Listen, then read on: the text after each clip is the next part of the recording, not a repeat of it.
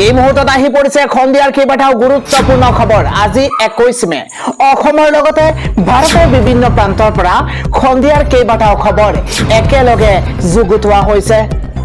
এই মুহূৰ্তত জনাই আছো খন্দিয়াৰ গুৰুত্বপূৰ্ণ খবৰ। ধুবুৰীত নিষিদ্ধ কৰা হৈছে গৰু মহ কুৰবানী। প্ৰথমবাৰলৈ ধুবুৰীত লোৱা হৈছে ডাঙৰ সিদ্ধান্ত।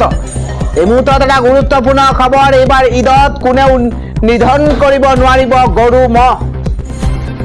নিয়ম মাফিকভাৱে ছাগলী আৰু বেৰাহে দিব পাৰিব কুৰবানী। প্ৰশাসনৰ সৈতে হোৱা গুৰুত্বপূৰ্ণ বৈঠকৰ পাছতে এই সিদ্ধান্ত গ্ৰহণ কৰা হৈছে। মাৰ্কাজ কমিটি আৰু ঈদগাহ কমিটিয়ে বৈঠকত লৈছে সিদ্ধান্ত।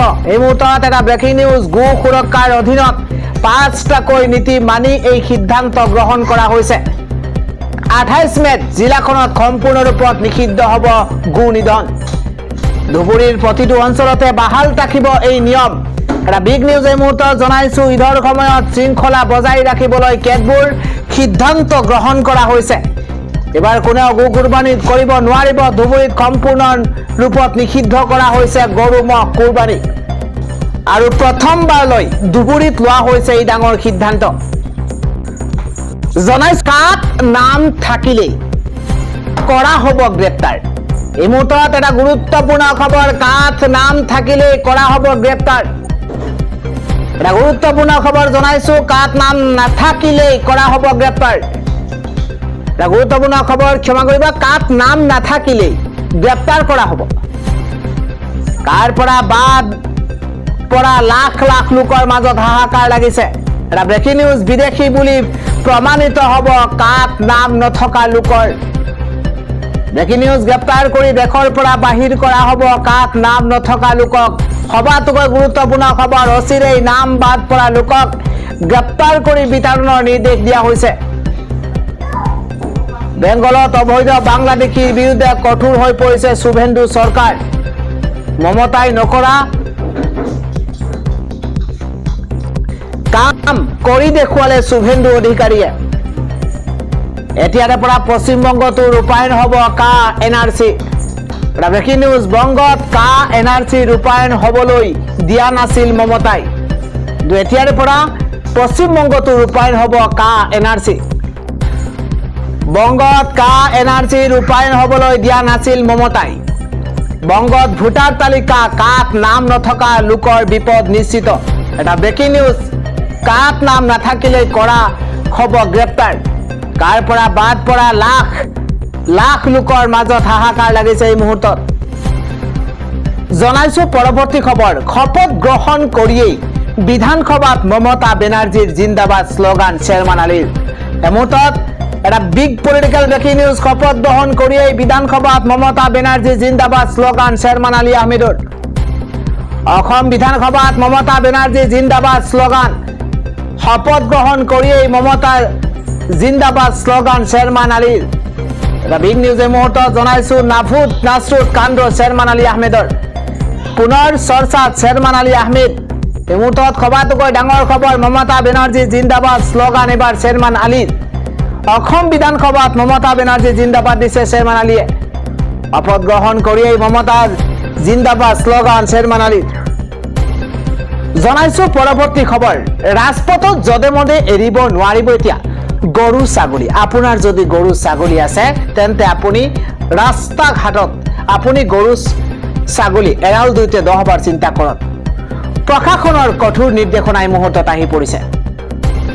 এটা ব্ৰেকিং নিউজ এই মুহূৰ্তত জনাইছো। মন গ'লেই য'তে ত'তে এৰি দিব নোৱাৰিব গৰু ছাগলী। ৰাজপথত গৰু ছাগলী এৰি দিলেই বিপদ এতিয়া নিশ্চিত। মুক্তভাৱে পোহনীয়া গৰু ছাগলী কোনো ঠাইতে এৰিব নোৱাৰিব। ডাঙৰ খবৰ। একাংশ পোহনীয়া জন্তু পালকৰ বাবেই বিপদত পৰে জনতা। ৰাজপথ আবদ্ধ কৰি গৰু ছাগলী এৰাল দিব নোৱাৰিব। ডাঙৰ খবৰ এই মুহূৰ্তত জনাইছো। পোহনীয়া গৰু ছাগলী পালক লৈ এবাৰ কঠোৰ নিৰ্দেশনা আহি পৰিছে প্ৰশাসনৰ তৰফৰ পৰা।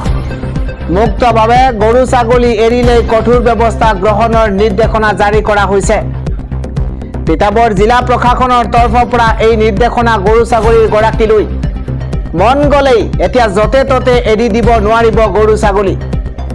ৰাজপথত গৰু ছাগলী এৰি দিলে এতিয়া হ'ব আপোনাৰ বিপদ এতিয়া নিশ্চিত মুক্তভাৱে পোহনীয়া গৰু ছাগলী কোনো ঠাইতে এৰিব নোৱাৰিব আন এটা খবৰ হৈছে জুইৰ সৈতে খেলা নকৰিব বকৰিদত গৰুৰ কুৰবানী হ'বই মুখ্যমন্ত্ৰীক এবাৰ খকিয়নি হুমায়ুন কবিৰৰ সবাতোকৈ দিনটোৰ গুৰুত্বপূৰ্ণ খবৰ মুছলমানক বাধা দি জুইৰ সৈতে খেলা নকৰিব বকৰিদত মুছলমানে গৰুৰ কুৰবানী দিবই এবাৰ মুখ্যমন্ত্ৰীক খকিয়নি হুমায়ুন কবিৰৰ কুৰবানীক লৈ কোনো ধৰণৰ কম্প্ৰমাইজ নকৰে মুছলমানে কোনো মুখ্যমন্ত্ৰী কথা নামানে মুছলমানে ব্ৰেকিং নিউজ মুহূৰ্তত জনাইছো মুখ্যমন্ত্ৰী শুভেন্দু অধিকাৰীক মুকলি ধমক দিছে এবাৰ হুমায়ুন কবিৰৰ তৰফৰ পৰা কোৱা হৈছে কুৰবানী হ'বই বিজেপি চৰকাৰে কুৰবানী নিষিদ্ধৰ চেষ্টা কৰিলে পৰিস্থিতি ভয়াৱহ হ'ব কুৰবানীক লৈ কোনো আপোচ নকৰে মুছলমানৰ ধৰ্মীয় অনুভূতিত আঘাত হনাৰ চেষ্টা নকৰিব মুছলমানৰ ধৰ্মীয় ভাৱনাত আঘাত দিলেই অশান্ত হ'ব ৰাজ্য কিছুদিন পূৰ্বে গৰুৰ কুৰবানীত নিষেধাজ্ঞা আৰোপ কৰিছিল শুভেন্দু চৰকাৰৰ নিষেধাজ্ঞাৰ পাছতে এই হুংকাৰ হুমায়ুন কবিৰৰ তৰফৰ পৰা এই হুংকাৰ দিয়া হৈছে মুখ্যমন্ত্ৰীক ধমক দিছে মুছলমানক বাধা দি জুইৰ সৈতে খেলা নকৰিব বুলি হুমায়ুন কবিৰৰ মন্তব্য তেওঁ কৈছে বকৰিদত মুছলমানে গৰুৰ কুৰবানী দিবই মুখ্যমন্ত্ৰী শুভেন্দু অধিকাৰীক মুকলি ধমক দিছে হুমায়ুন কবিৰে আন এটা খবৰ হৈছে পানীত ডুবি মৃত্যু হৈছিল জুবিন গাৰ্গৰ ছিংগাপুৰৰ আৰক্ষীয়ে প্ৰদান কৰিছে মৰণোত্তৰ প্ৰতিবেদন ডাঙৰ খবৰ এই মুহূৰ্তত জনাইছো পানীত ডুবি মৃত্যু হৈছিল প্ৰাণৰ শিল্পী জুবিন গাৰ্গৰ মৰণোত্তৰ পৰীক্ষাৰ প্ৰতিবেদন দাখিল কৰা হৈছে মৃত্যুৰ মৰণোত্তৰ প্ৰতিবেদন দাখিল হৈছে ছিংগাপুৰ আৰক্ষীৰ প্ৰতিবেদনক লৈ তীব্ৰ চাঞ্চল্য বিৰাজ কৰিছে এটা ডাঙৰ খবৰ ছিংগাপুৰৰ ইয়টখনৰ কেপ্টেইনৰ গাফিলতিৰ কথা উল্লেখ অধিবক্তাৰ ইয়টৰ কেপ্টেইন আৰু কৰ্মকৰ্তাই জুবিনক অৱহেলা কৰা বুলি সদৰি কৰিছে ছিংগাপুৰৰ অধিবক্তাই সদৰি কৰে তথ্য এটা ডাঙৰ খবৰ এই মুহূৰ্তত পানীত ডুবি মৃত্যু হৈছিল প্ৰাণৰ শিল্পী জুবিন গাৰ্গৰ মৃত্যুৰ মৰণোত্তৰ প্ৰতিবেদন দাখিল কৰা হৈছে এটা ব্ৰেকিং নিউজ ছিংগাপুৰ আৰক্ষীৰ প্ৰতিবেদনক লৈ তীব্ৰ চাঞ্চল্যই বিৰাজ কৰিছে ছিংগাপুৰৰ ইয়টখনৰ কেপ্টেইনৰ গাফিলতিৰ কথা উল্লেখ অধিবক্তাৰ পৰৱৰ্তী খবৰ আপোনালোকে কৈছে গো নাকাটিব ময়ো কৈছো গো নাকাটিব যিদৰে ময়ূৰক ৰাষ্ট্ৰীয় পক্ষী ঘোষণা কৰা হৈছে সেইদৰে গৰুক ৰাষ্ট্ৰীয় জন্তু ঘোষণা কৰক কোনে মন্তব্য কৰিছে জনাইছো যিয়ে কচাই বিক্ৰী কৰে তেওঁ দোষী যিয়ে ক্ৰয় কৰে তেওঁ দোষী যিয়ে গৰু খায় তেওঁ দোষী যিয়ে জবাই কৰে তেওঁ দোষী মই আপোনালোকৰ লগত আছো আপোনালোকে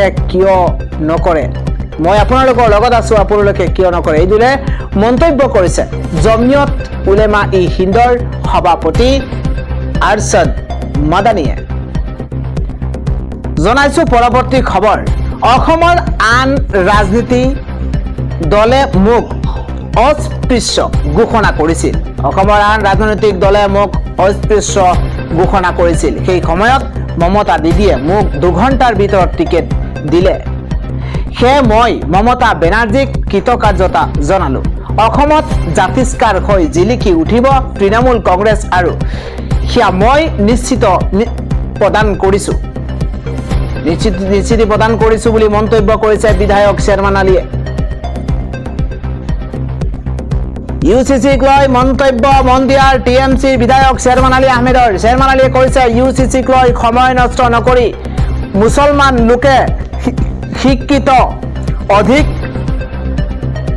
মনোনিৱেশ কৰক লিভিং টুগেডাৰ বন্ধ কৰাটো প্ৰয়োজনীয় হৈ পৰিছে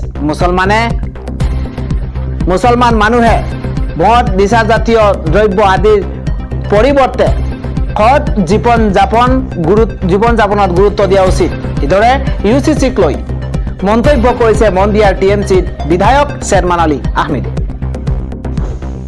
অসম সাহিত্য সভাৰ সভাপতি গৰাকীলৈ বিশেষ আহ্বান জনাইছে আজি বিধায়ক শ্বেৰমান আলীয়ে সাহিত্য সভাৰ সভাপতিৰ মন্তব্য অপ্ৰিয় হলে সত্য চৰ চাপৰিৰ সংখ্যালঘু মুছলমানক অসমীয়া বুলি ঘোষণা কৰক সাহিত্য সভাই অসম সাহিত্য সভাৰ সভাপতি ডক্টৰ বসন্ত গোস্বামীক সমৰ্থন বিধায়ক চেয়াৰমেন আলী অসম সাহিত্য সভাৰ সভাপতি গৰাকীক লৈ বিশেষ আহ্বান জনাইছে বিধায়ক চেয়াৰমেন আলীয়ে পৰৱৰ্তী খবৰ বিপুৰীয়া সমষ্টিৰ বিধায়ক ভূপেন কুমাৰ বৰাই আজি মন্তব্য কৰিছে তেওঁ কৈছে অসমৰ ভৱিষ্যতৰ স্বাৰ্থত মুখ্যমন্ত্ৰী হিমন্ত বিশ্ব শৰ্মাই ইউচিচিক লৈ এক বিশেষ স্থিতি লৈছে খিলঞ্জীয়া থলগিৰি ভূমিপুত্ৰৰ প্ৰভুত্ব অসমত যাতে থাকে তাৰ বাবে এই ইউচিচিৰ সিদ্ধান্ত 10 বছৰৰ বিৰতিৰ পিছত আজি বিপুৰীয়াবাসীৰ আশীৰ্বাদ লৈ পুনৰ বিধানসভালৈ আহিছো এই মন্তব্য বিপুৰীয়া সমষ্টিৰ বিধায়ক ভূপেন বৰাৰ পৰৱৰ্তী খবৰটো হৈছে বিধানসভাৰ ভিতৰত বিৰোধী দল হিচাপে শক্তিশালী ৰূপত অৱতীৰ্ণ হম মন্তব্য কৰিছে কংগ্ৰেছ বিধায়ক ৰেকিবুদ্দিন আহমেদে জনসাধাৰণৰ বাবে মাত মাতিবলৈ ৰাইজৰ পৰা আশীৰ্বাদ বিচাৰিছো বিৰোধী দলৰ প্ৰতি হৈ যাব চিন্তাৰ কোনো কাৰণ নাই বুলি মন্তব্য কংগ্ৰেছৰ বিধায়ক ৰেকিবুদ্দিন আহমেদৰ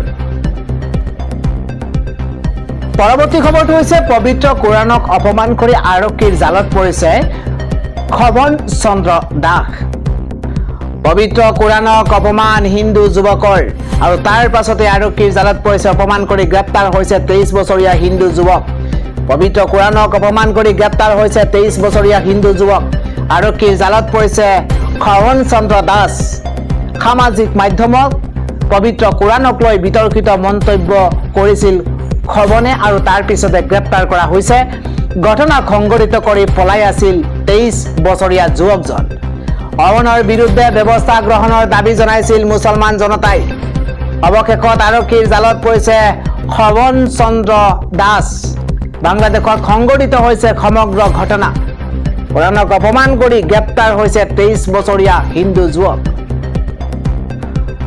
পৰৱৰ্তী খবৰ অসমৰ মুগাৰ খাজ পালেগৈ ইটালী মুগা উৎপাদনৰ বাবে অসম বিশ্বতে বিখ্যাত কিন্তু অসমৰ ঢকুৱাখনাৰ মুগা শিল্প পৃথিৱী বিখ্যাত এনে সময়তে অসমবাসীৰ বাবে আছে এটা ভাল খবৰ অসমৰ ঐতিহ্যমণ্ডিত মুগাৰ খাজ পালেগৈ এতিয়া ইটালী মুগা উৎপাদনৰ বাবে অসম বিশ্বতে বিখ্যাত অসমৰ ঢকুৱাখনাৰ মুগা শিল্প পৃথিৱী বিখ্যাত এনে সময়তেই অসমবাসীৰ বাবে আছে এটা ভাল খবৰ অসমৰ ঐতিহ্যমণ্ডিত মুগাৰ খাজ পালেগৈ এতিয়া ইটালী ভাৰতৰ প্ৰধানমন্ত্ৰী নৰেন্দ্ৰ মোদীৰ বিদেশ ভ্ৰমণৰ কাৰ্যসূচীৰ মাজতেই ইটালীত থকা সময়তে মোদীয়ে ইটালীৰ প্ৰধানমন্ত্ৰী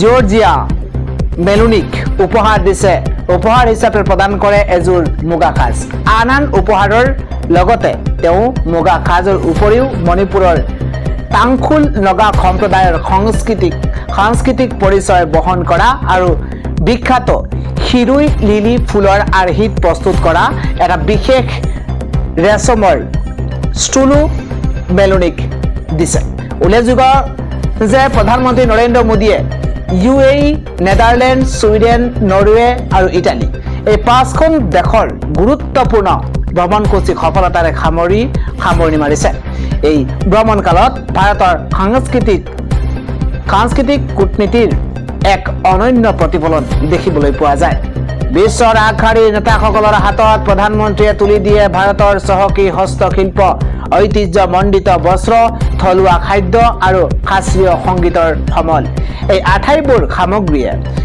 বিশ্ব দৰবাৰত ভাৰতৰ সফ্ট পাৱাৰক শক্তিশালী ৰূপত প্ৰদৰ্শন কৰিছে আন এটা খবৰ হৈছে কক্ৰোচ জনতা পাৰ্টিৰ বিৰুদ্ধে সাৰ্জিকেল ষ্ট্ৰাইক ভাৰতৰ মুখ্য ন্যায়াধীশৰ মন্তব্যৰ বিৰোধিতাত আৰম্ভ হোৱা কক্ৰোচ জনতা পাৰ্টিৰ চমুকৈ CJPৰ এক্স একাউণ্ট বন্ধ কৰি দিয়া হৈছে যোৱা কেইদিনমান ধৰি এই অনলাইন পাৰ্টিটোক লৈ ইণ্টাৰনেটত ব্যাপক চৰ্চা চলি আছিল JCPৰ প্ৰতিষ্ঠাপক অভিজিত দীপকে দাবী কৰিছে যে প্ৰথমে এই একাউণ্টটো হেক কৰাৰ চেষ্টা চলোৱা হৈছিল হেক কৰিব নোৱাৰাত শেষত একাউণ্টটো বন্ধ কৰি দিয়া হয় এক্স প্লেটফৰ্মত পাৰ্টিটোৱে 1.6 লাখতকৈ অধিক অনুসৰণকাৰী আছিল আনহাতে ইনষ্টাগ্ৰামত অনুসৰণকাৰীৰ সংখ্যা 13 মিলিয়নৰো অধিক হৈছে এক্সত পাৰ্টিটোৱে একাউণ্ট খুলিবলৈ চেষ্টা কৰিলে আইনী দাবীৰ বাবে এই একাউণ্টটো উইথহল্ড কৰা হৈছে বুলি বাৰ্তা দেখা গৈছে। CJP নামৰ এই অনলাইন অভিযান 16 মেত আৰম্ভ হৈছিল। মুখ্য ন্যায়াধীশে কিছু বিশেষ নিবনুৱা যুৱকৰ আচৰণৰ বিষয়ে মন্তব্য কৰাৰ সময়ত কক্ৰোচ শব্দ ব্যৱহাৰ কৰিছিল। ইয়াৰ বিৰোধিতা কৰি অভিজিত দীপকে লিখিছিল, যদি সকলো কক্ৰোচ একেলগ হয় তেন্তে কি হ'ব? ইয়াৰ পিছতে ছচিয়েল মিডিয়াত কক্ৰোচ জনতা পাৰ্টি নামৰ অভিযান আৰম্ভ হয় আৰু দ্ৰুত গতিত বহু লোকে ইয়াৰ সৈতে জড়িত হয়। ইনষ্টাগ্ৰামত অনুসৰণকাৰীৰ সংখ্যাৰ ক্ষেত্ৰত CJPয়ে কেন্দ্ৰীয় শাসক দল BJPক অতিক্ৰম কৰিছে বুলি দাবী কৰা হৈছে। প্ৰতিবেদন অনুসৰি প্ৰায় 6 লাখ লোকে ইতিমধ্যে নিজকে এই সংগঠনৰ সৈতে পঞ্জীয়ন কৰিছে। 30 বছৰীয়া অভিজিত মহাৰাষ্ট্ৰৰ পুনেৰ বাসিন্দা। তেওঁ সাংবাদিকতাত স্নাতক ডিগ্ৰী লাভ কৰাৰ পিছত উচ্চ শিক্ষাৰ বাবে আমেৰিকালৈ গৈছিল আৰু তাত তেওঁ বিখ্যাত বষ্টন বিশ্ববিদ্যালয়ৰ পৰা পাব্লিক ৰিলেশ্যনছ বিষয়ত স্নাতকোত্তৰ শিক্ষা গ্ৰহণ কৰে।